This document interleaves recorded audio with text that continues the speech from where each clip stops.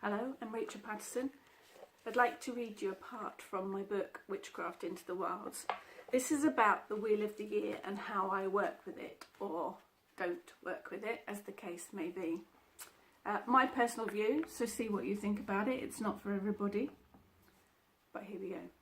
The Wheel of the Year. When I first started on my pagan journey, I was presented with the Wheel of the Year that it seemed most pagans worked with. I spent ages trying to remember the dates and learn the names and correspondences. Even to this day, I have to stop and think about it when trying to recall what's what. I also started dressing my altar for each Sabbath and looking up all of the correct colours, herbs and associations to know what to put on it.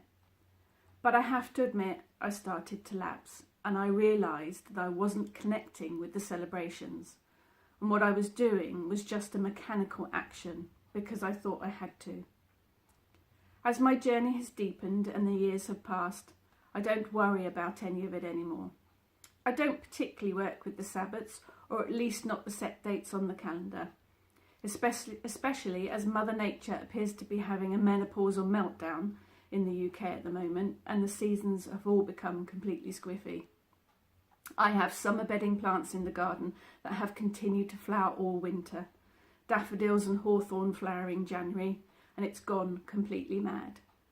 In fact, in the winters in the last couple of years in the UK have not even been that cold. So it makes it quite difficult to celebrate the specific Sabbaths when nature isn't playing ball. If you do follow the Wheel of the Year and it works for you, then please continue to do so. I'm not knocking the system. I just want to share with you how I work with the seasons. And it's more on a monthly, weekly, stick your head outside the door kind of basis, rather than following the set dates on the calendar. It works for me, it might not work for you. I left the Wheel of the Year behind and started working with the energies of each month. It started a few years ago and actually has evolved to me working not just with the energies of each month, but sometimes even the specific energies of the week or even the day. It's all governed by what nature and the weather are doing at any given time. Also, the energies will change depending on where you are in the world and how your seasons work.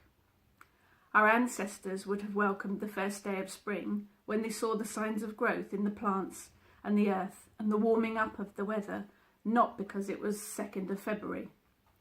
Whilst it is useful to have the Sabbath dates to use as a universal guide, the first signs of spring aren't always on a specific date. I struggled when spring was early or late and didn't arrive when the calendar told it to. With the UK having a very mild winter, it's hard to acknowledge Yule or the winter solstice when the weather's so warm you don't even need to wear a coat. So I follow my intuition and I see what the energies of the day, the week or the month are going to bring. Be guided by nature when she starts to send out the first shoots of spring on her plants, when the frosts have finished, when you open the door in the morning and you feel the warmth of the day. Or the morning sun on your face, listening to the birds, watch them building their nests, follow the progress of the baby birds learning to fly. Watch the flowers opening on the plants and the leaves as they journey through the year, from buds to green to orange and to fall. Nature's all around you. Even if you live in the city, there will be at least a tree or a bush that will give away the telltale signs of the seasons. Breathe in the air each day and see if you can tell when spring turns to summer and summer to autumn, then on to the crisp, cool air of winter. Trust your senses. It is a journey of discovery.